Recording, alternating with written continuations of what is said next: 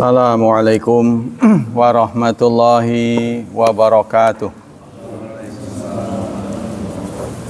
Innal hamdalillah nahmaduhu wa nasta'inuhu wa nastaghfiruh wa na'udzu billahi min syururi anfusina wa min sayyiati a'malina. May yahdihillahu fala mudhillalah wa may yudlil fala hadiyalah.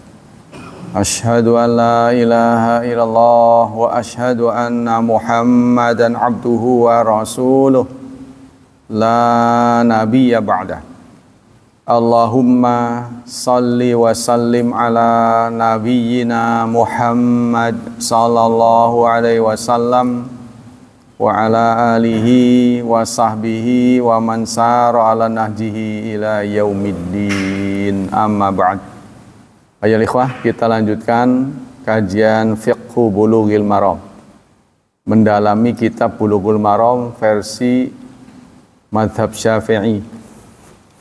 Bismillahirrahmanirrahim. Hadis ke 546. Bismillahirrahmanirrahim. Wan Amr bin Syu'aibin, dari Amr bin Syu'aib, dari Amr bin Syu'aib, an abihi, dari bapaknya, an jaddihi, dari kakeknya, radhiyallahu anhum. Anamra'atan atatin nabiyya, seorang wanita datang kepada Rasulullah, wa ma'ahu ibnatun laha, bersamanya anak perempuannya. Wa fi yabdi ibnatiha maskatani min dhahab, di tangan putrinya itu ada 2 gelang dari emas. Faqala laha, lalu Rasulullah berkata kepada perempuan itu, atu'tina zakata hadza, adakah kamu sudah memberikan zakat ini? Qalat la, perempuan itu menjawab belum.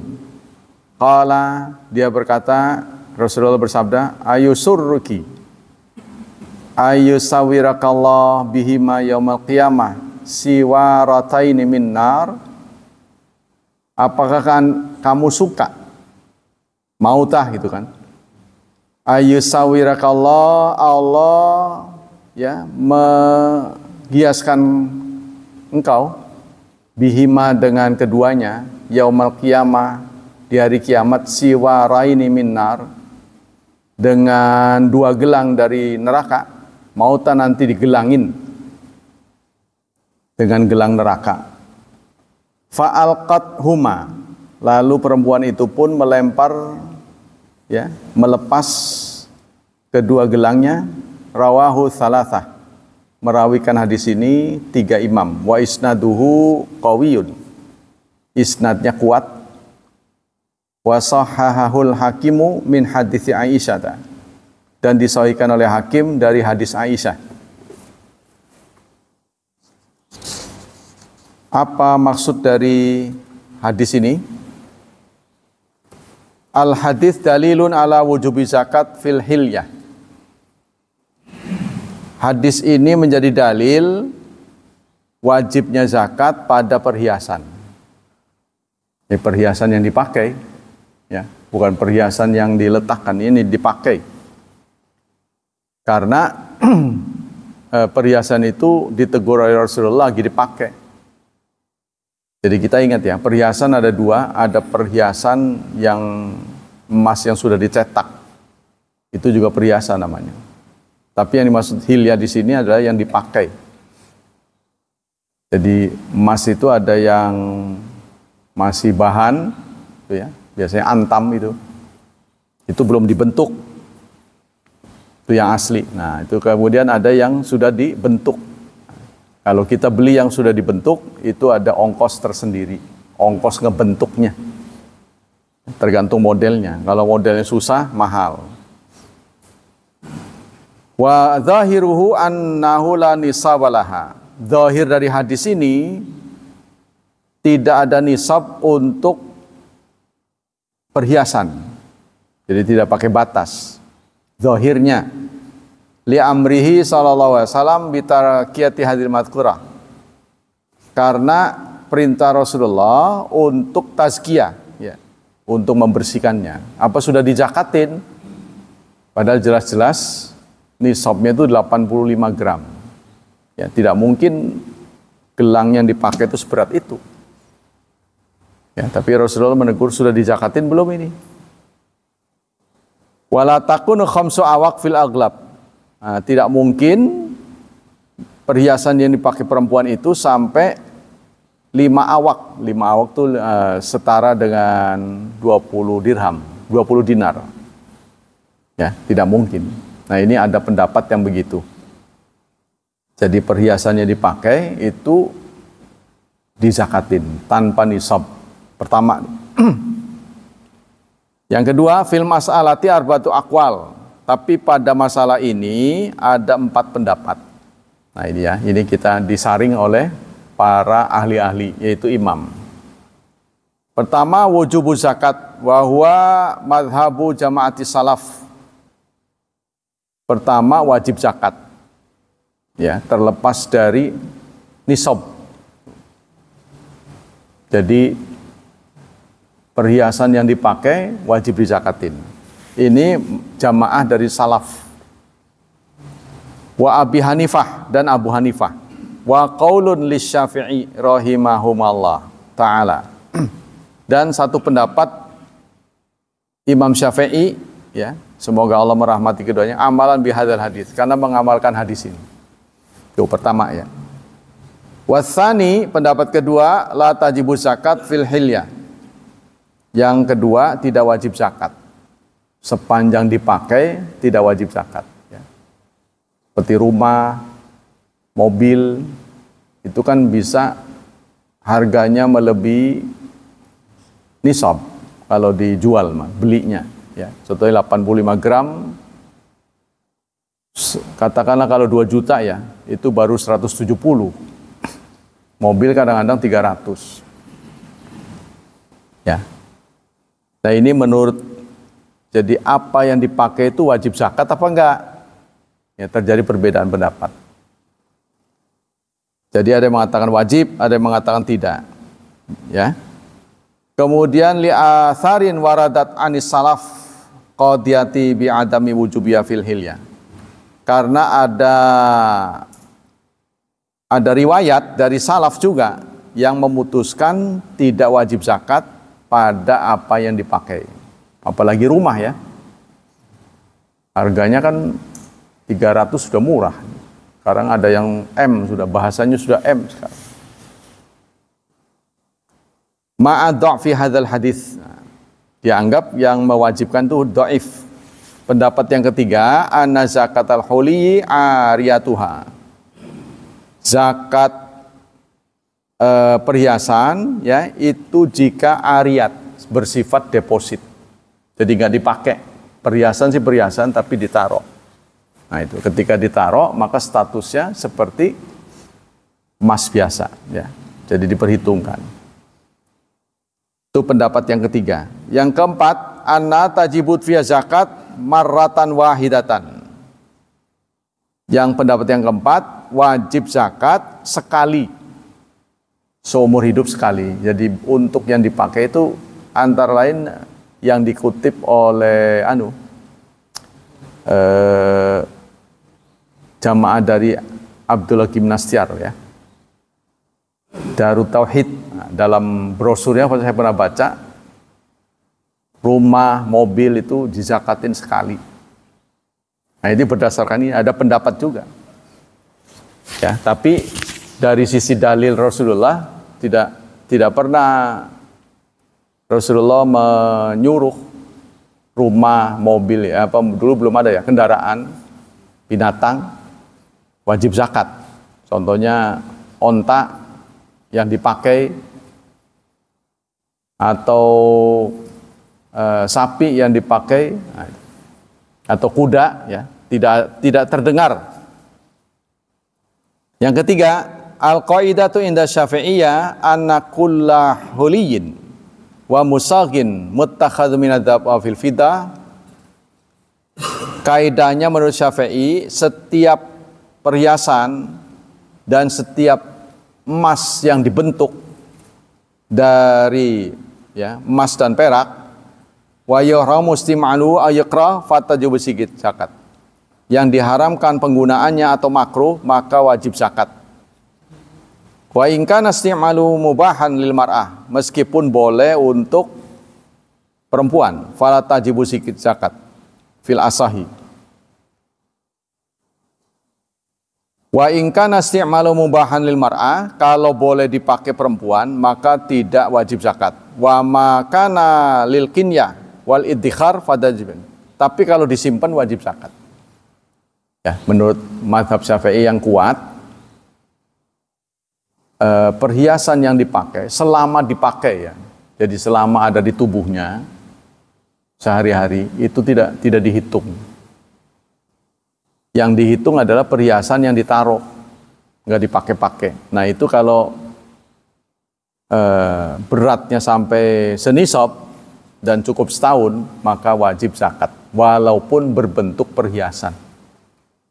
Ya, contohnya gelang, cincin, kalung, ya, manik-manik yang emas itu kalau sampai 85 gram dan sudah dimiliki selama setahun, maka harus dikeluarkan 2,5%.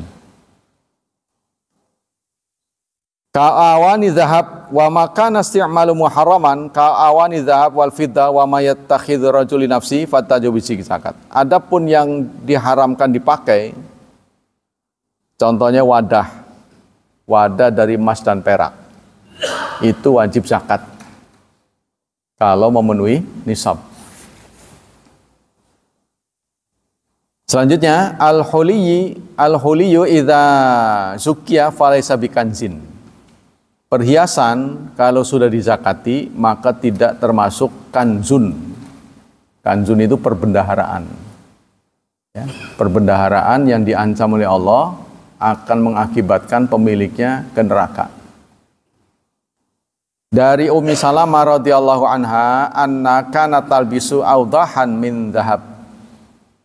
Diriwayatkan oleh Ummi Salamah, istri Rasulullah, suatu saat ia mengenakan awdahan, putih, min dhahab, dari emas. Jadi sudah ada dulu emas putih, ya. Faqalat, lalu ia berkata, ya Rasulullah, akan zunhuwa. Ummu Salamah bertanya, ya Rasulullah, apakah ini kanzun? Ya. Faqala idza addaiti zakatahu falaysa bikanzin. Kalau kamu sudah memberikan zakatnya, sudah membayar zakatnya, maka dia bukan kanzun. Kanzun itu yang dirilis dalam Quran, ya. Innalladzina yaknizuna dzahab wal fiddah. Sesungguhnya orang yang membendaharakan emas dan perak, wala yunfiqunaha fi sabilillah, tidak diinfakkan di jalan Allah, fabasyirhum bi'adzabin alim. Maka beritahu mereka dengan azab yang pedih. Rawahu Abu Dawud wa Daruqutni wa sahahul Hakimu. Ini terdapat dalam surat 9 ayat 34 dan 35. Ya, ancaman tentang emas dan perak yang tidak dikeluarkan zakatnya. Kesimpulan. Jazakallah. Al hadis dalilun, hadis ini menjadi dalil annal huliyya alladzi balagha qadrahu nisaba zakat wa udiyat zakatuhu falaysa bikanzin. Hadis ini menjadi dalil perhiasan yang sudah mencapai nisab, ya, dan sudah dibayar zakatnya, maka bukan kanzun. Nah sekarang kita punya perhiasan disebar tuh, dipakai istri, dipakai anak perempuan, ya contohnya itu. Kalau belum diserah terimakan, itu punya kita. Contohnya dipakai istri 20 gram. Ya, anak-anaknya, anak perempuannya 10 gram, 10 gram, 10, nggak tahu berapa anaknya. Kalau dikumpul sampai 85, maka kena. Tapi kalau sudah diserahkan, sudah diberikan, berarti itu milik masing-masing. Ya, contohnya anak kita katakanlah 5. Ya. Istri make 35 gram. Anak masing-masing 10 gram. Kan nyampe tuh 85. Cuma sekedar titip doang, pakai doang. Nah, itu kena. Ya. Tapi kalau sudah diserahkan 10 gram sudah diberikan pada anak, maka itu milik anak berarti. Nggak tercapai nisabnya, karena bagi anak dia baru punya 10 gram. Bagi istri baru nyampe 35. Ya, paham ya? Kalau cuma sekedar titip berarti itu milik kita. Wala yadkhulu fihi al-wa'id al-warid fil ayatil anil kanzi. Maka ayat yang ada dalam surat 9 ayat 34 yang mengancam orang ya yang tidak menzakatkan emas dan perak ini tidak kena ancaman ini. Wa ma warada min tahdil hadis basyiril kanizin birafin yutfa 'alaiha fi nari jahannam. Dalam sebuah hadis Rasulullah bersabda, sampaikan kepada orang yang mengumpulkan emas ya dengan bara neraka kalau tidak dizakatin. Yang kedua, al hadis fihi dalil. Hadis ini menjadi dalil kama fi hadis sabik ala wujubi zakatil fil huli. Hadis ini menjadi dalil sebagaimana hadis yang terdahulu wajibnya zakat pada perhiasan. Hati-hati ya. Jadi perhiasan kalau mencukupi, nah itu. Kalau mencukupi zakat itu mencukupi nisab wajib dikeluarkan. Ya, jadi memang ngumpulin harta itu paling pas itu emas. Kalau kita bakalnya nggak kepake lebih dari 5 tahun. Ya, kalau kita bentuk rumah belum tentu kita cairkannya susah. Belum tentu gampang gitu waktu kita butuh ya. Jadi kalau kita sifatnya nyimpen, contohnya kita sudah daftar haji, kan nanti kalau berangkat kan perlu ada tambahan tuh. Nah, itu kita ngumpulin lewat itu. 1 gram, 2 gram, 3 gram itu sebaiknya emas. Ya, cuma kalau Anda kumpulkan di Pegadaian itu kena biaya simpen. Kalau di rumah kan takutnya nggak aman. Disimpan di Pegadaian tuh bisa dalam bentuk digital. Nilainya saja, tapi di harga emas. Kalau kita mau ngambil fisiknya bisa. Ya, salah satu lembaga pemerintah yang sah menyimpan emas itu Pegadaian. Tapi ditarik ini ongkos nyimpen sekian persen. Itu yang pertama. Yang kedua, sekarang pemerintah juga menetapkan jual emas dengan berat sekian itu kena pajak 3% atau berapa? Saya lupa, peraturan yang baru. Jadi nggak tahu toko-toko tuh memberlakukan apa tidak. Kita jual emas, ya, saya lupa berat yang ditetapkan berapa itu. Sekian gram, kalau sesuai dengan peraturan pemerintah itu bayar.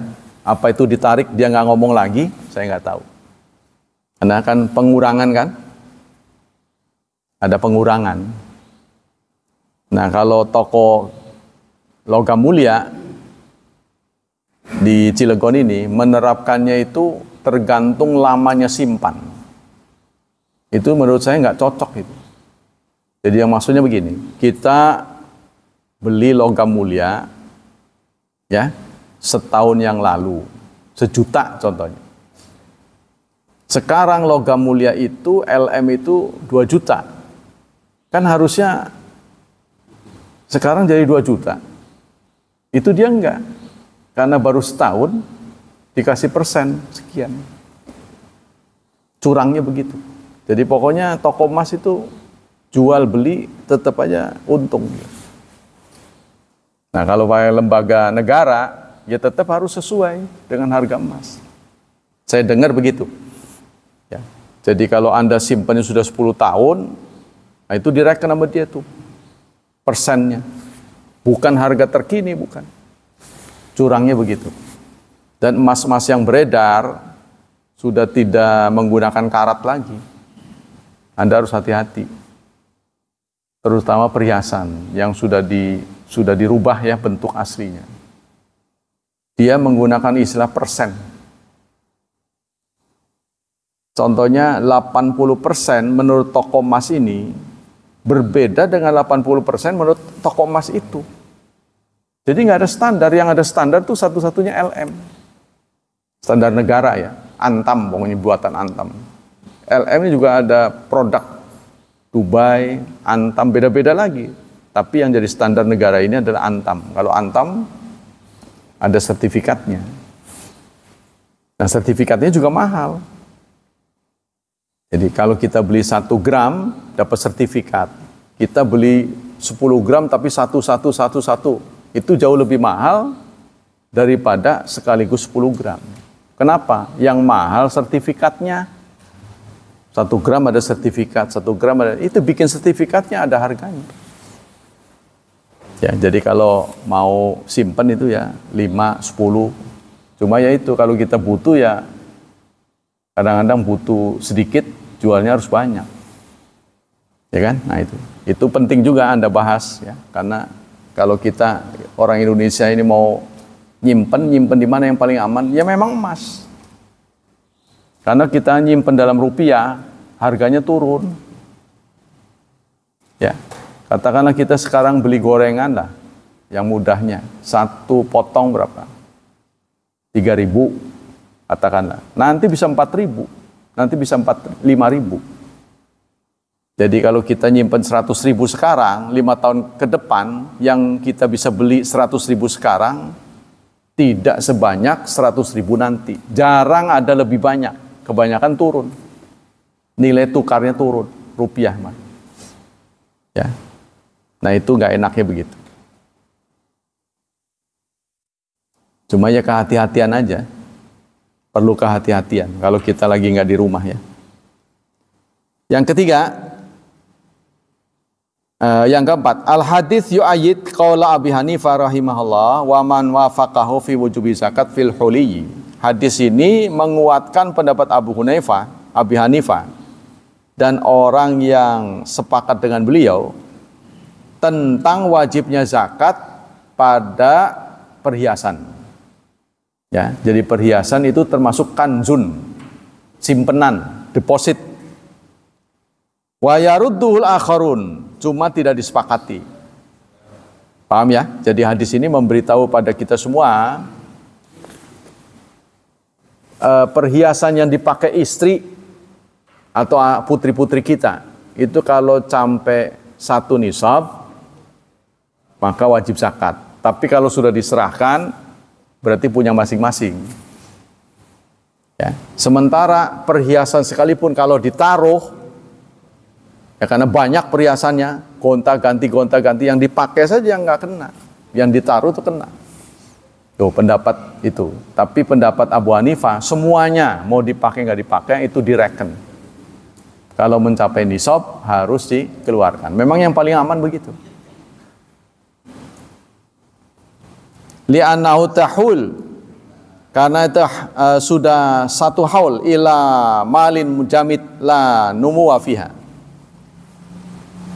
Wa thabata fi dzalika an adati minas sahabat radhiyallahu anhu. Wa qala Syafi'i innal hulya mubah fala zakat. Kalau menurut Imam Syafi'i, perhiasan yang boleh dipakai tidak wajib zakat. Nah, kembali saya ulangi ya. Li'anau tahulu ila malin jamidin, karena dia permanen, tidak bertumbuh. Kan dipakai itu. La numuwa fihi, tidak ada pertumbuhan, dan itu banyak ya didapat dari pendapat para sahabat. Nah, jadi yang dipakai asal jangan kebangetan tadi ya, itu. Zakatu urudut tijarah. Sekarang zakat barang-barang dagangan.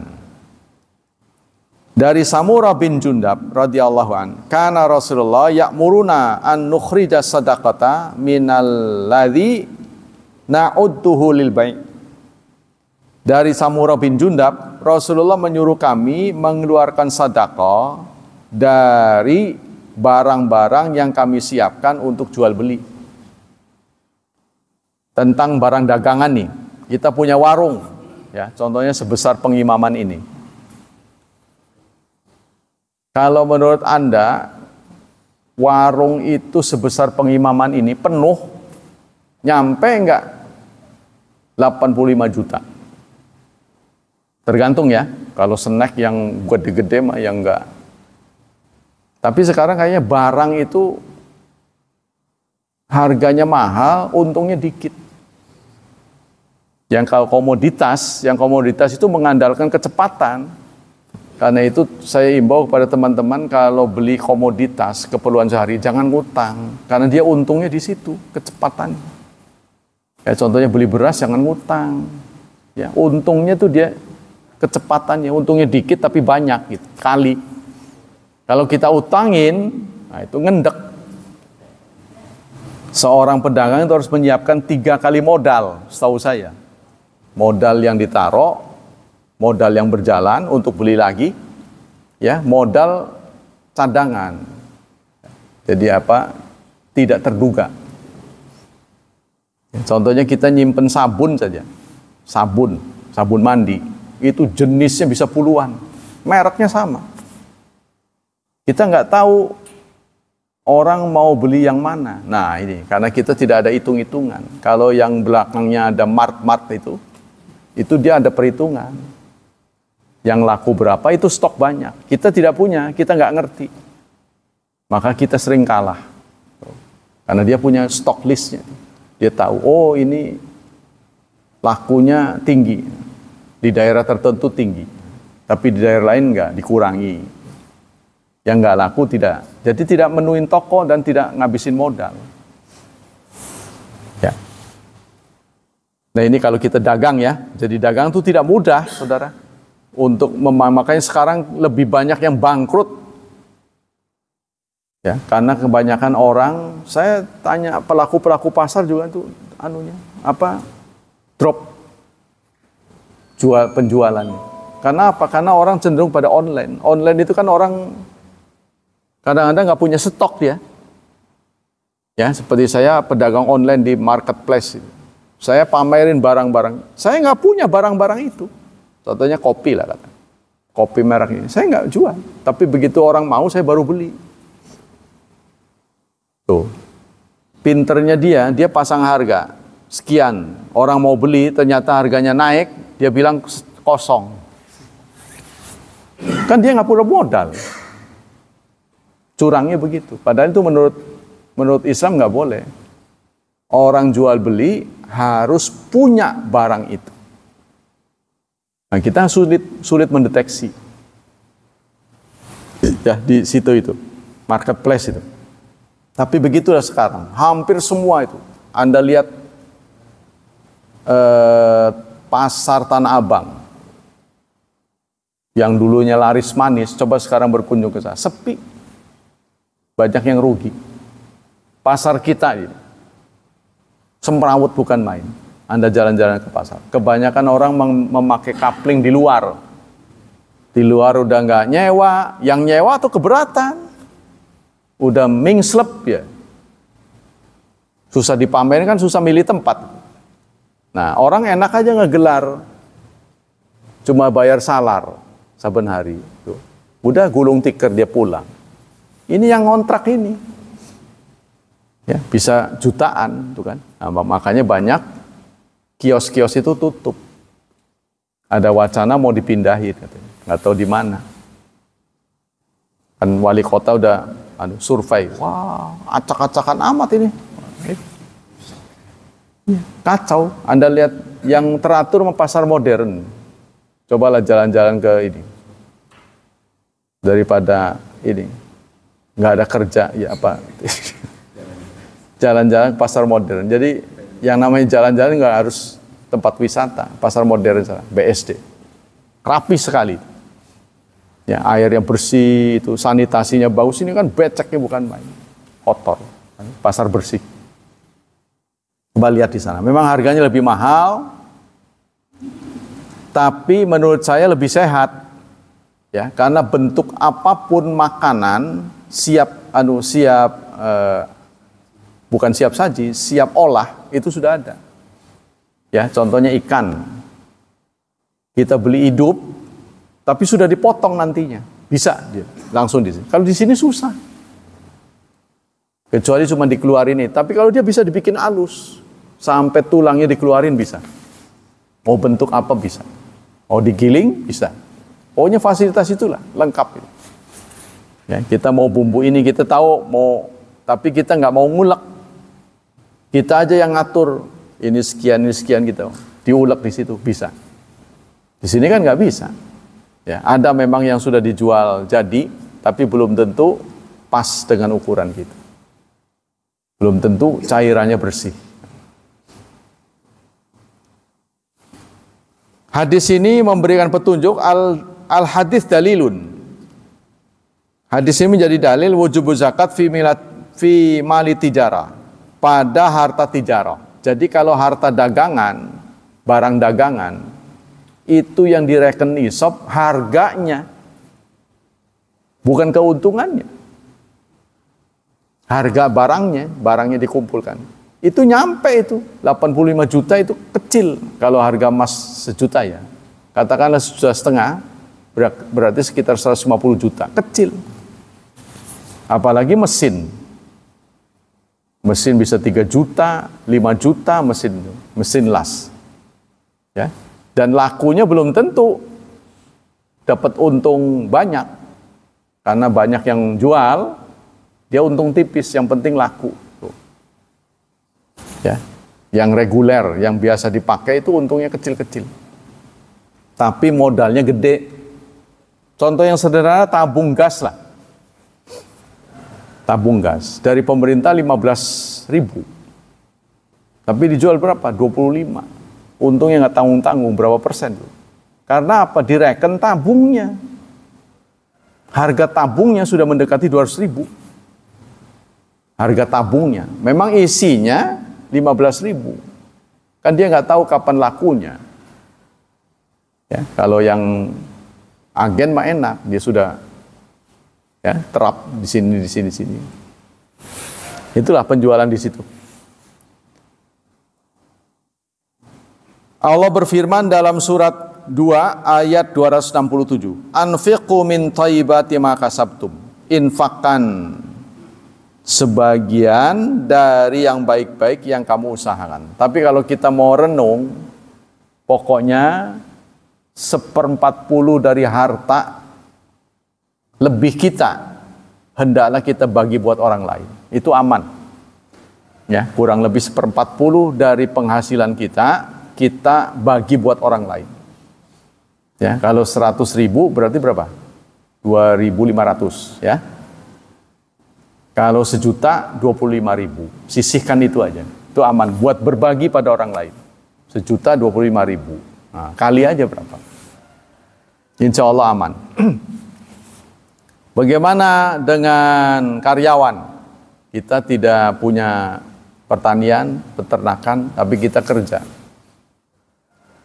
Kalau ngukur nisab, maka orang yang gajinya setara dengan 7,5 gram harusnya kena.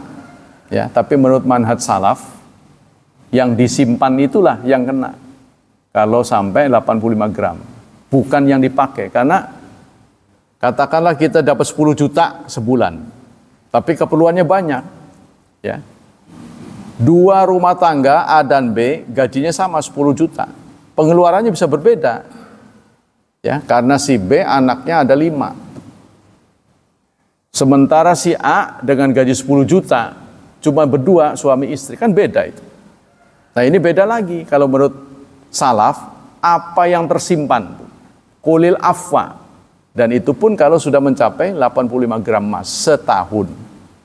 Kalau ngukur bruto pendapatan kotor berarti 7,5 gram, ya kan 85 bagi 12 kurang lebih 7. Sudah kena. Kalau kita pakai itu, pokoknya 1/40 kita sisihkan, 1/40 kita sisihkan. Ya nanti kalau hitungannya cukup kita bayar. Kalau nggak cukup ya berarti nggak, itu kan? Sebab kalau kita sudah kepake, susah mau keluar. Ringkasnya gitu. Ya, kita hati-hati itu. Hadzal hadis dhaifun. Hadis ini dhaif, lakin fil babi ahadits marfu'ah wa mauqufah. Tapi hadis yang senada banyak yang nilainya marfu'. Was istadala bi jumhur ulama ala zakati urudut tijarah. Yang menjadi kesepakatan ulama bahwa barang dagangan wajib zakat. Itu ya. Yang dizakati apa tadi itu? Ada yang mengatakan modalnya itu wajib dizakati. Ya, kalau setahun, itu kan sama dengan nyimpen barang. Anda menyimpan emas, ya, tercukup 85 gram dan dimiliki nggak kurang-kurang selama setahun. Kan itu sama dengan barang dagangan. Ya, barang dagangan menjadi modal kita lebih 85, itu wajib zakat.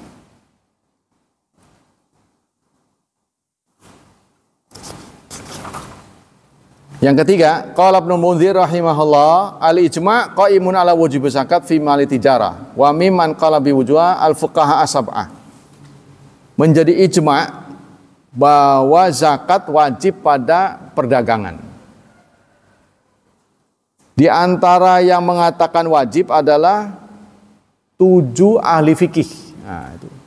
Madhab aja ada 4 ya, ini 7-7-nya. Nah, berarti itu semuanya sepakat. Walakin la yukafir jahiduha ikhtilafiha. Tetapi orang yang tidak sepakat tidak menjadi kafir. Nah, siapa yang wajib memungut? Nah, kalau kita kan ada pajak. Ya, namanya pajak kita ini pajak normatif. Kalau nggak salah, sekarang pemerintah kemarin ini menerapkan 0,5% dari keuntungan apa gitu ya. Kalau sekarang, kalau penghasilan di bawah 500 juta nggak kena kali. Pokoknya ada batas minimal. Ya, jadi kalau nggak sampai 500 juta, nah itu nggak kena keuntungannya. Kalau lewat kena. Sebab kalau ngelihat kewajiban susah. Ya. Kan pemerintah nggak mikirin ini, sewa toko, bayar karyawan, ya kan? Nggak mikirin itu dia. Pokoknya untung kurang dari segitu nggak kena. Kalau lebih kena. Nah, ini banyak yang tidak patuh. Dan kebanyakan ditilep oleh pegawainya.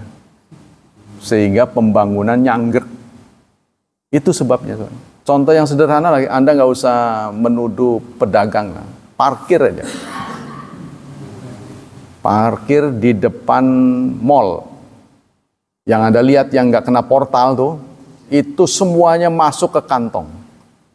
Jadi kalau Anda masuk ke portal, ya memang memang agak banyak, tapi itu masuk ke negara. Kan itu kan pelaporan digital itu. Tidak bisa dibohongi. Langsung sekian persen masuk negara. Dan kebanyakan pemerintah Banten, ya, dana pembangunannya dari parkir.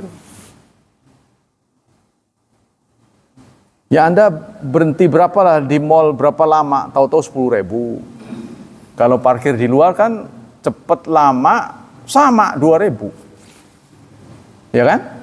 Ya memang itu bagi kita ringan, tapi itu nggak masuk pemerintah. Tuh, makanya itu bertebaran tuh di kanan kiri itu. Anda lihat tuh di BJB. Nah itu. Jadi kalau kita sebagai warga negara yang baik, kita dukung dana pembangunan ini. Sebab tanpa dana pembangunan ya program apapun ya tidak bisa jalan lah. Gimana? Sampai sekarang aja makan siang nggak jalan, masih mikir aja makan apa lah, susah.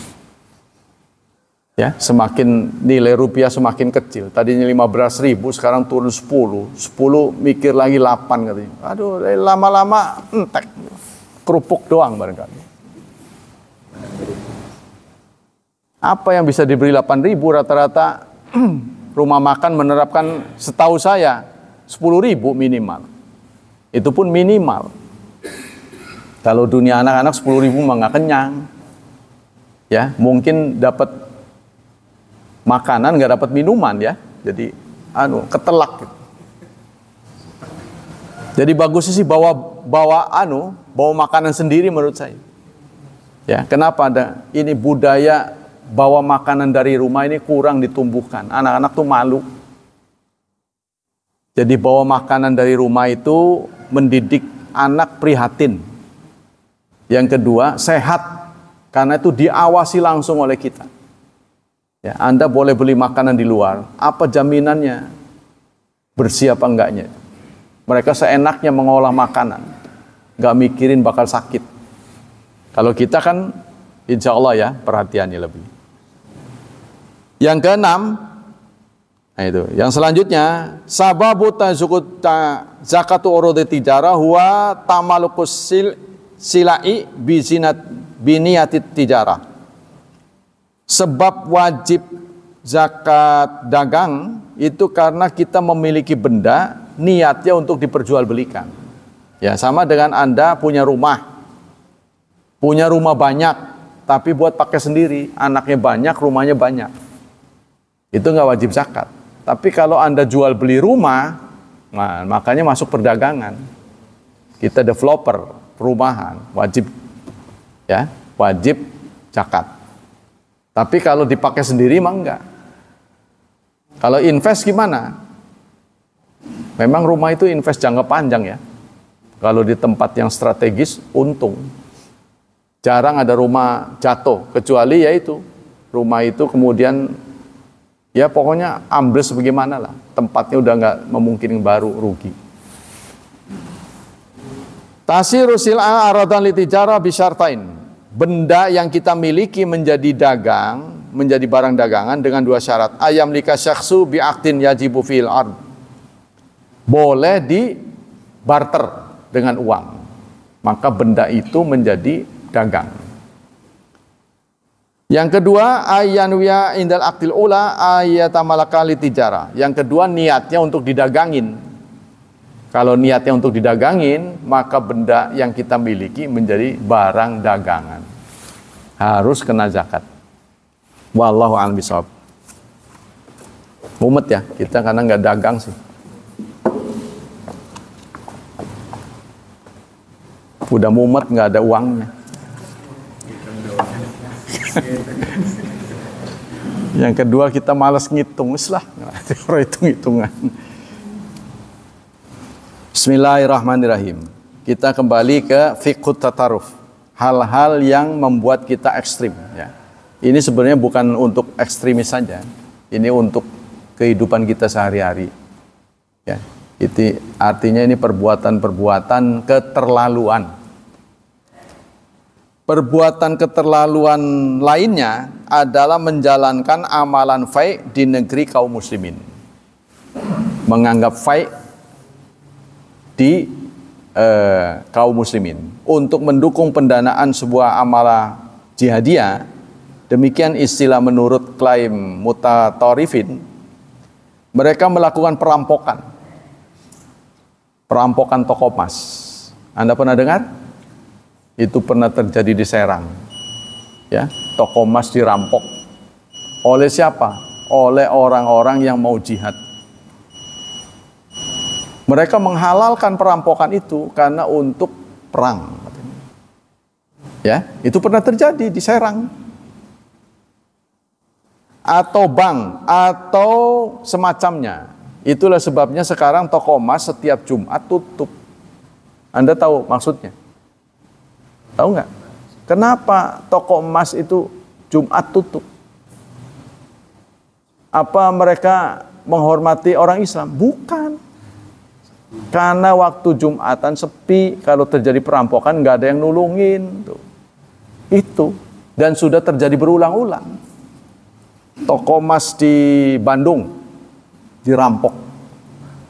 Sehingga sekarang toko emas sudah dikasih kerangkeng. Kayak orang di dalam sel gitu. Itu ada gara-garanya. Bukan gak ada gara-garanya. Ya, jadi bukan gak ada gara-gara. Ada gara-garanya. Dirampok siang hari, hari Jumat. Nah, otomatis orang Islam banyak di masjid, gak ada yang nulungin. Wah, tolong, gak ada. Nah, itulah maka mereka sepakat hari Jumat tutup. Ya, toko emas kita ya. Jadi ada di antara umat Islam yang berdalih boleh. Ya. Tindakan tersebut merupakan halal. Itu pikiran yang ekstrim, ya, yang dibenarkan syariat. Padahal jika kita cocokkan dengan definisi fai menurut syar'i, sungguh tidak benar dan tidak sesuai dengan istilah fai yang dimaksudkan oleh syar'i. Tidak sesuai dengan syariat.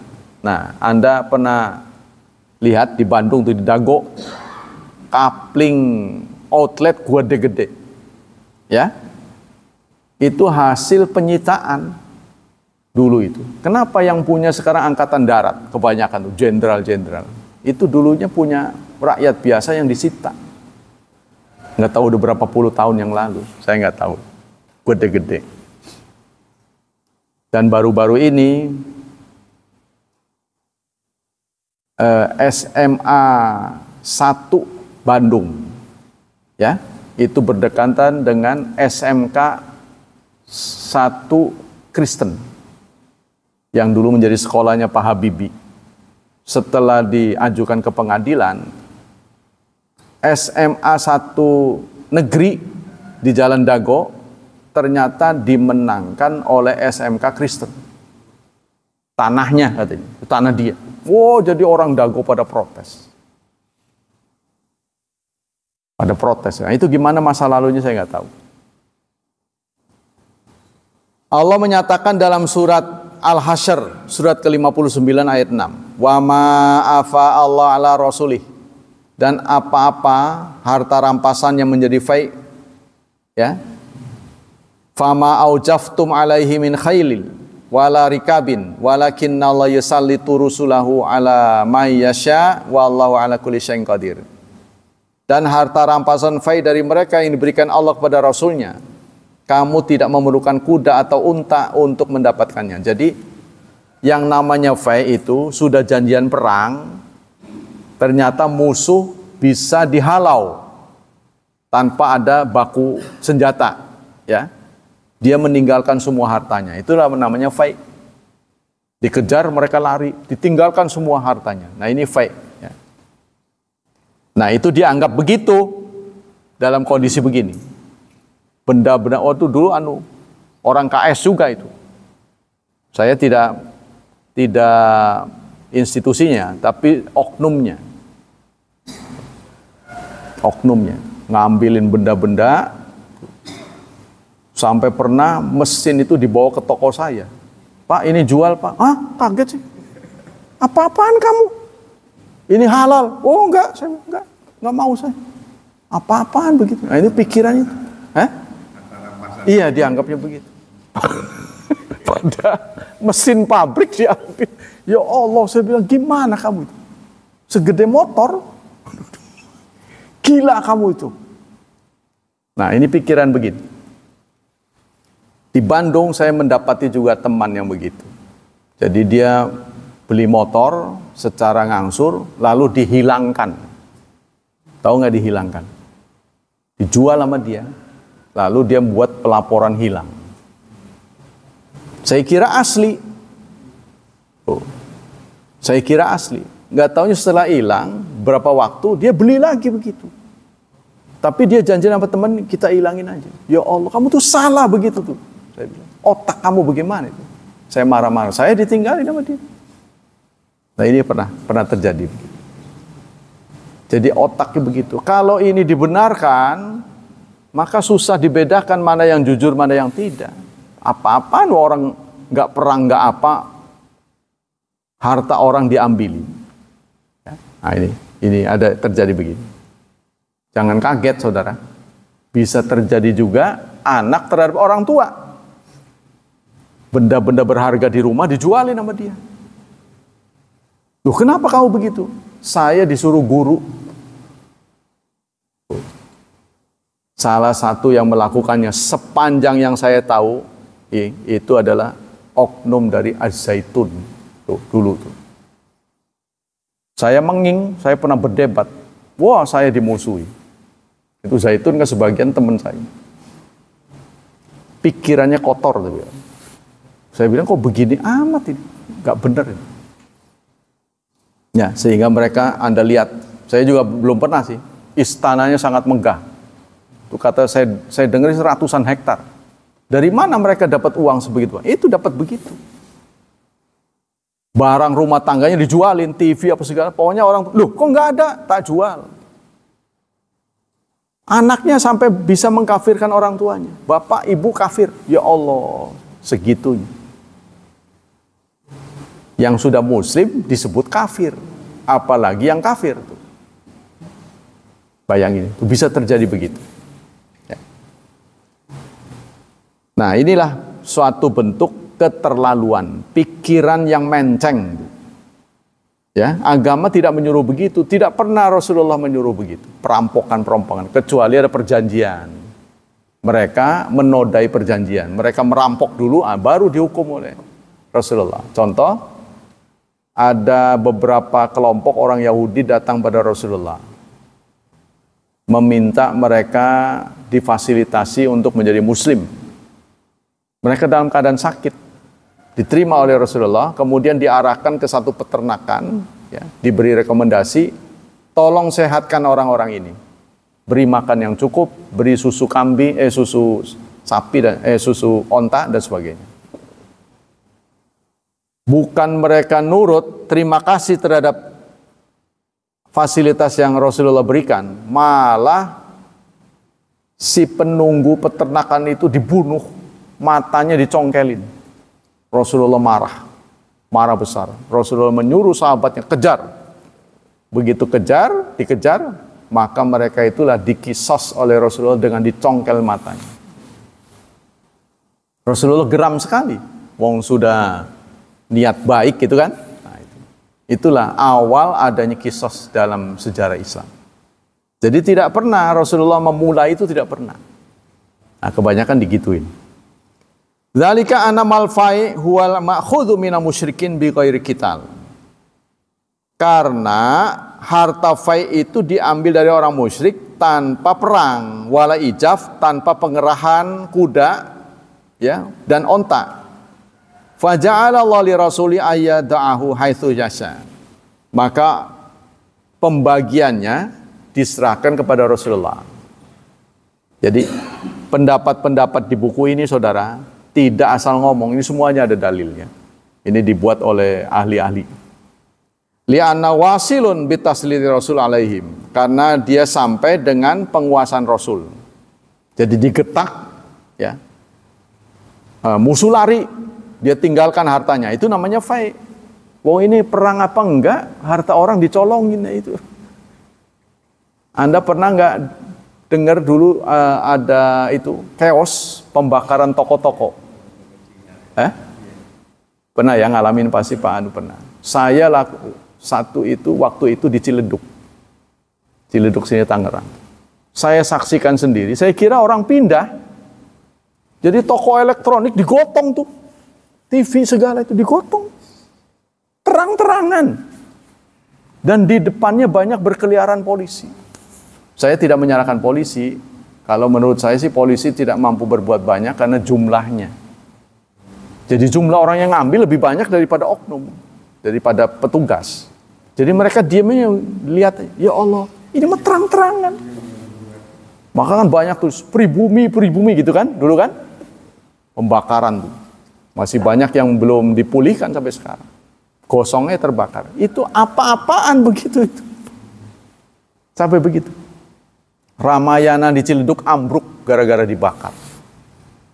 Ya Allah, sampai segitunya. Itu berapa ya modal yang ada di dalam toko itu habis ludes, digotongin semua. Orang beramai-ramai ngambil. Ya dijarah lah singkatnya. Nah itu perbuatan yang sama sekali tidak dibenarkan dalam ajaran Islam, tidak layak ya.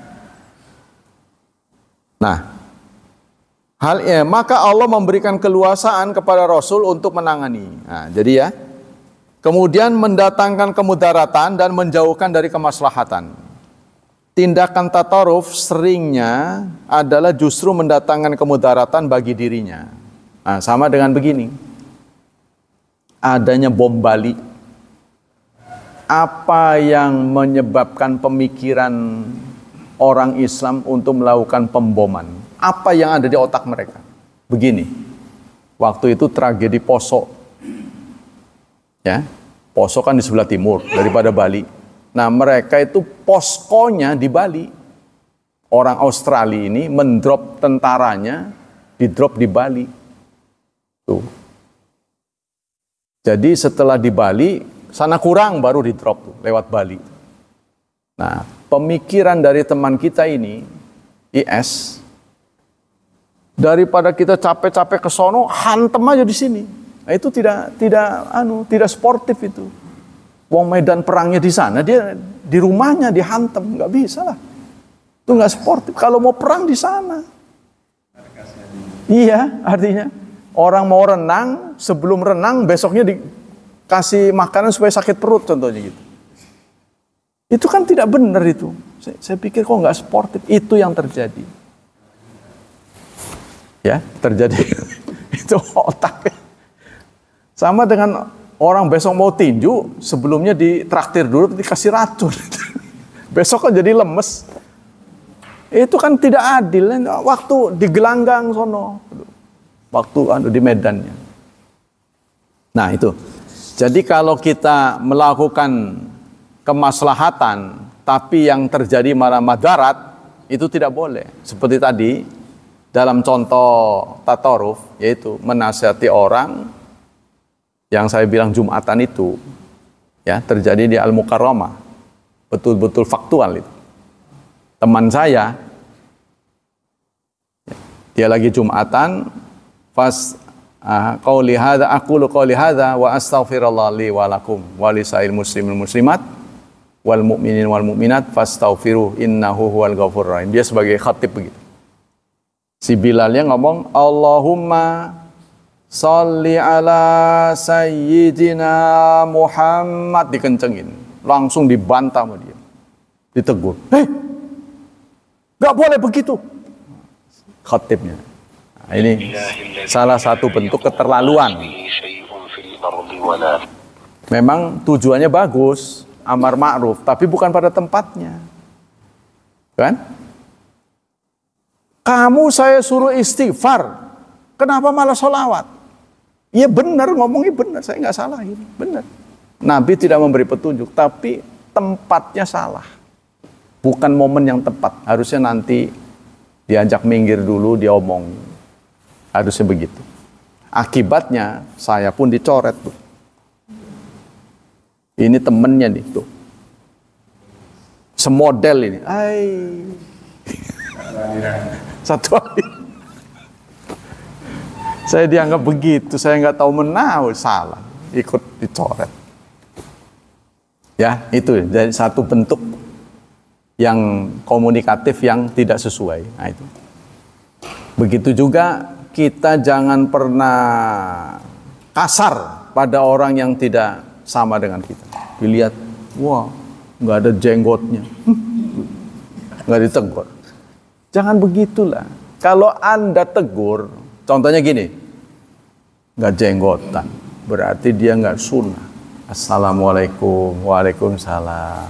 Baik, ngajinya di mana? Kan? Oh, ngaji tempat saya. Kan lama-lama bisa jadi teman kita. Daripada kita, itu saya banyak mendengar peristiwa begitu. Karena beda, mengos. Nggak boleh begitu. Ini namanya juga sikap tataruf.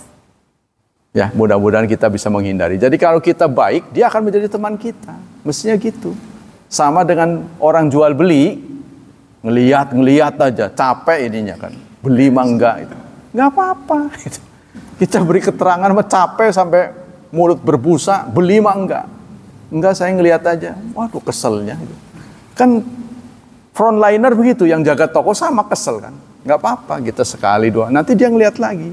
Siapa tahu dia belum bawa uang. Nah, itulah akhir dari kajian kita.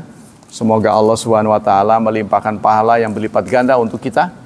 Semoga Allah tetap menjaga dan melindungi kita dari wabah dan fitnah, dari syubhat dan syahwat. Khusus untuk anak-anak kita doakan semoga hidup mereka dimudahkan, diberkahi, serta ditakdirkan Allah menjadi hambanya yang salih dan salihat. Subhanakallah wa bihamdika, asyhadu an la ilaha illa anta astaghfiruka wa atubu ilaik. Wassalamualaikum warahmatullahi wabarakatuh.